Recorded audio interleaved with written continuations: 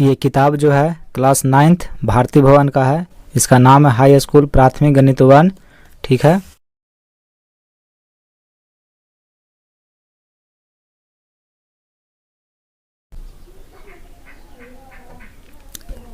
यहाँ देखिए विषय सूची यानी 9th क्लास में आपको क्या क्या पढ़ना है सो यहाँ पे दिया हुआ है। देखिए फर्स्ट चैप्टर जो है वास्तविक संख्याएं यानी कि रियल नंबर्स, ये आपको पढ़ना है। ठीक है, तो चलिए फर्स्ट चैप्टर को देखते हैं, रियल नंबर्स को। यहाँ देखिए अध्याय 1 वास्तविक संख्याएं रियल नंबर्स। ठीक है, इस चैप्टर में 4 एक्सरसाइज है। तो पहली जो एक्सरसाइज है उसको बनाने से पहले कुछ रिवीजन करना ज़रूरी है, कुछ कंसेप्ट है जिसके बारे में जानना बहुत ज़रूरी है। ठीक है, देखिए वास्तविक संख्याएं, तो वास्तविक संख्या के अंतर्गत जो है कुछ संख्या आती है, उसको जानना बहुत ज़रूरी है।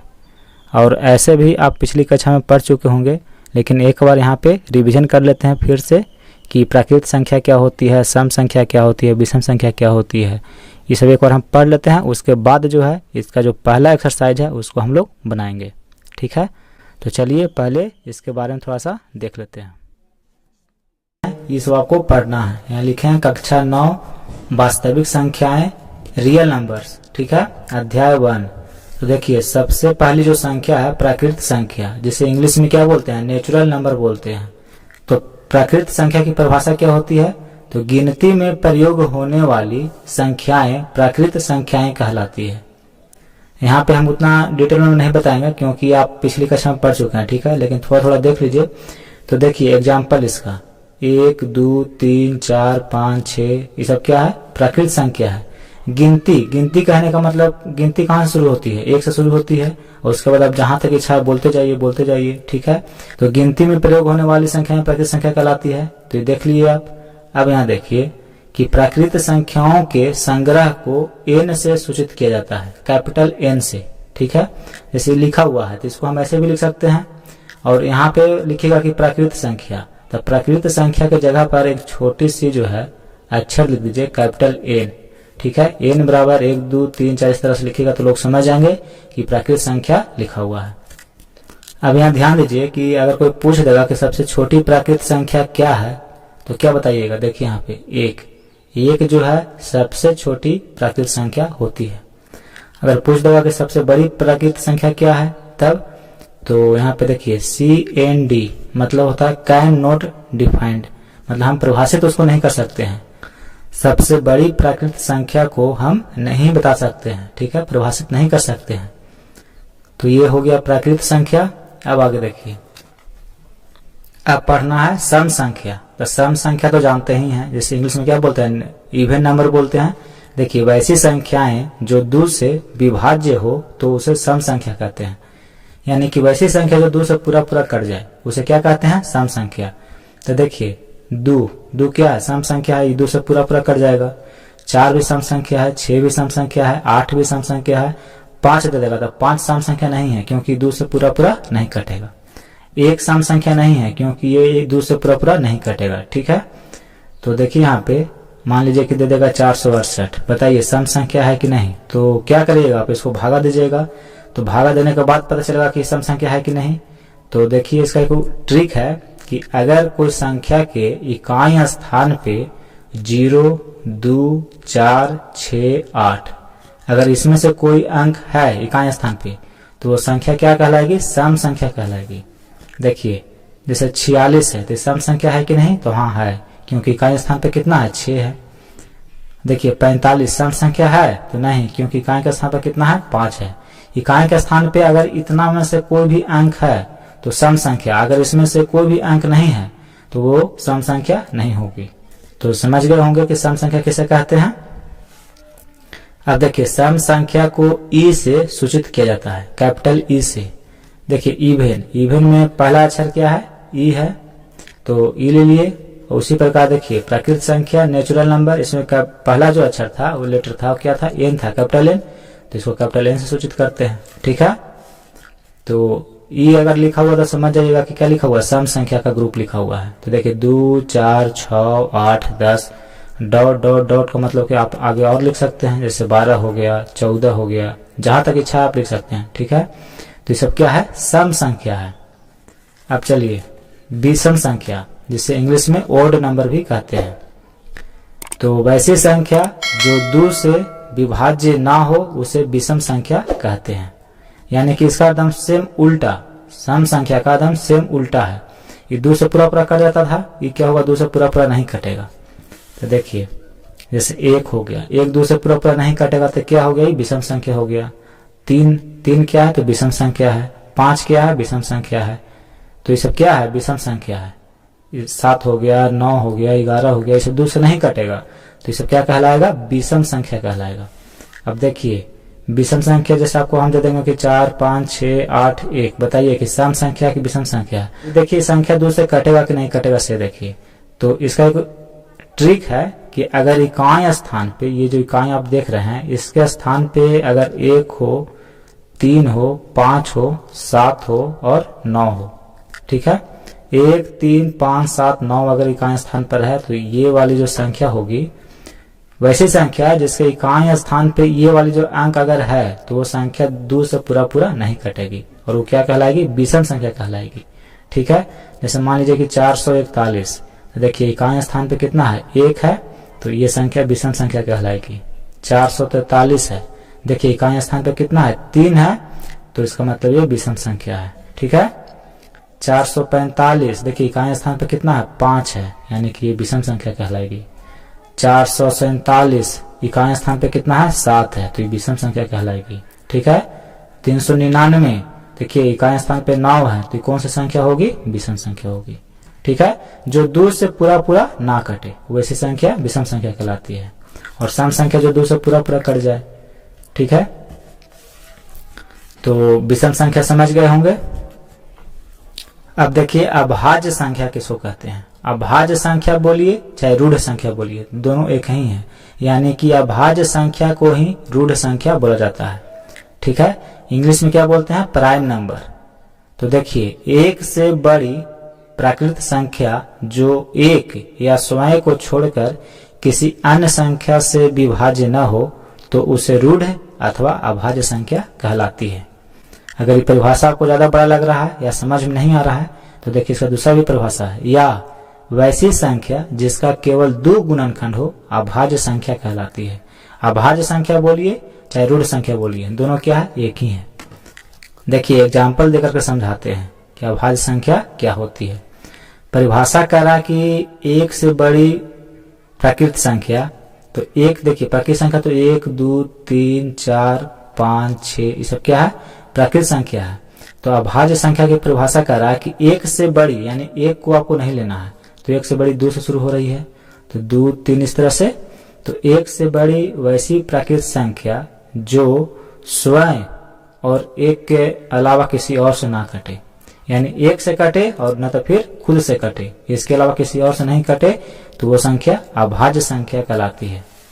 अब यहाँ ध्यान दीजिएगा, देखिए 2 है, तो 2 को 1 काटेगा और नहीं तो फिर 2 जो है स्वयं से कटेगा, 2 से कटेगा। 2 जो है 1 से कटेगी या फिर 2 से कटेगी, इसके अलावा इसको और कोई नहीं काट सकता है। तो 2 कैसी संख्या है, अभाज्य संख्या है। ठीक है, देखिए 3 को 1 काट सकता है और नहीं तो फिर 3 को कौन काटेगा, 3 काटेगा, यानी 3 1 से कटेगा ना तो फिर स्वयं से कटेगा, फिर किसी और से नहीं कटेगा। देखिए कोई और है जिसको काट सकता है, नहीं काट सकता है। तो 3 कैसी संख्या है, अभाज्य संख्या है। दूसरा परिभाषा हम क्या बताते कि वैसी संख्या जिसका केवल 2 गुणनखंड हो तो संख्या क्या कहलाएगी, अभाज्य संख्या कहलाएगी। देखिए 3 है तो इसका भी कितना गुणनखंड है, 2 है, एक 1 है, एक 3 है। अब चलिए 4 को लेते हैं, 4 अभाज्य संख्या है कि नहीं से देखिए। देखिए 4 जो है 1 से भी कट जाएगा, 2 से भी कट जाएगा और 4 से भी कट जाएगा, यानी 4 1 से भी कट रहा है, स्वयं से भी कट रहा है और इसके अलावा 2 से भी कट रहा है। ठीक है, तो ये क्या हो जाएगा, अभाज्य संख्या नहीं होगा, ये अभाज्य संख्या नहीं होगा। क्यों, क्योंकि 1 से भी कट रहा है, स्वयं से भी कट रहा है, इसके अलावा किसी और संख्या से भी कट रहा है, इसलिए यह अभाज्य संख्या नहीं होगा। और परिभाषा इसका भी है कि वैसी संख्या जिसका केवल 2 गुणनखंड हो, लेकिन 4 का तो 3 गुणनखंड निकल रहा है, 1 2 और 4, इसमें क्या गुणनखंड हो गया, 3 गुणनखंड हो गया, तो ये क्या होगा, अभाज्य संख्या नहीं होगा। ठीक है, 5 को देखिए, 5 1 से कटेगा न तो फिर स्वयं से कटेगा, यानी कि 5 से कटेगा, किसी और संख्या से 5 नहीं कटेगा, तो क्या है, अभाज्य संख्या है। वैसे संख्या जो 1 से कटे न तो फिर स्वयं से कटे, किसी और से ना कटे, तो वही अभाज्य संख्या कहलाती है। ठीक है, तो ये अभाज्य संख्या है। अब देखिए 6 अभाज्य संख्या है कि नहीं से देखिए, 6 1 से भी कट जाएगा, 2 से भी कट जाएगा, 3 से भी कट जाएगा और 6 से भी कट जाएगा। तो देखिए, तो 1 से तो कट ही रहा है, स्वयं से भी कट रहा है, उसके अलावा 2 और 3 से भी कट रहा है, तो इसका मतलब है कि 6 जो है अभाज्य संख्या नहीं है। अभाज्य संख्या का एक परिभाषा और बताया है कि वैसी संख्या जिसका केवल 2 गुणनखंड हो वही अभाज्य संख्या कहलाती है। लेकिन इसमें क्या गुणनखंड है, 4 गुणनखंड है, 6 का 4 गुणनखंड है, 1 2 3 6, तो ऐसा ही अभाज्य संख्या नहीं है। तो आप समझ गए होंगे कि अभाज्य संख्या किसे कहते हैं। चलिए बताइए 17 अभाज्य संख्या है कि नहीं, तो हाँ है। देखिए 17 1 से कटेगा ना तो फिर 17 से कटेगा, किसी और संख्या से नहीं कटेगा, तो इसका क्या गुणनखंड हुआ, 2 गुणनखंड हुआ, तो यह अभाज्य संख्या है। अब यहाँ ध्यान दीजिएगा, देखिए यहाँ पे हम लिखे हैं कि सबसे छोटी अभाज्य संख्या 2 होती है। तो आपको एग्जाम में पूछ सकता है कि बताइए कि सबसे छोटी अभाज्य संख्या क्या होती है, तो बताना होगा आपको 2 सबसे छोटी जो है अभाज्य संख्या है। देखिए अब है यौगिक संख्याएं, जिसे इंग्लिश में कंपोजिट नंबर बोलते हैं। एक चीज ध्यान दीजिएगा कि यौगिक संख्याएं को भाज्य संख्याएं भी कहते हैं। यौगिक संख्या बोलिए चाहे भाज्य संख्या बोलिए, दोनों क्या है, एक है। ठीक है, तो यहाँ अभी हम लोग पढ़ते हैं अभाज्य संख्या, इसका एकदम सेम टू सेम ये उल्टा होता है, इसका एकदम विपरीत ये होता है यौगिक संख्या। परिभाषा कहता है कि वे प्राकृत संख्याएं जो एक या स्वय को छोड़कर किसी दूसरी प्राकृत संख्या से भी विभाज्य हो, यौगिक संख्या कहलाती है। ये परिभाषा आपको बड़ा लग रहा है तो देखिए छोटा सा देखिए, वैसी संख्या जिसका 2 से ज्यादा गुणनखंड हो यौगिक संख्या कहलाती है। इसमें क्या था, 2 गुणनखंड था, और इसमें क्या है कि 2 से ज्यादा होना चाहिए। अगर 2 से ज्यादा है तो यौगिक संख्या, अगर 2 है तो अभाज्य संख्या। ठीक है, एकदम सिंपल। चलिए इसको एग्जाम्पल देकर के समझाते हैं। देखिए प्राकृत संख्या की बात कर रहा है, तो हम एक संख्या लेते हैं 4। ठीक है, ये देखिए 1 से कट जाएगा, 4 से भी कटेगा, यानी 1 से भी कट रहा है, स्वयं से भी कट रहा है, इसके अलावा ये 2 से भी कट रहा है। ठीक है, तो यही होता है यौगिक संख्या। परिभाषा कह रहा है कि 1 से कटे, स्वयं से कटे, इसके अलावा किसी और संख्या से भी कटे, तो वो क्या कहलाता है, यौगिक संख्या कहलाता है। तो 4 क्या है, यौगिक संख्या है। दूसरा परिभाषा से क्या है कि वैसी संख्या जिसका 2 से ज्यादा गुणनखंड हो। तो देखिए इसमें 1 2 3 के गुणनखंड है, 3 गुणनखंड है। 4 का 3 गुणनखंड है, 1 2 और 4। ठीक है, तो 4 क्या है, यौगिक संख्या है, जिसे भाज्य संख्या भी कहते हैं। अब 3 को देखते हैं, तो देखिए 3 जो है 1 से कटेगा, स्वयं से कटेगा, किसी और से ये नहीं कटेगा, तो ये क्या है, अभाज्य संख्या है। ठीक, इसमें 2 गुणनखंड है। अब चलिए 6 को देखते हैं। देखिए 6 जो है 1 से कट जाएगा, 2 से कट जाएगा, 3 से कटेगा और 6 से कटेगा।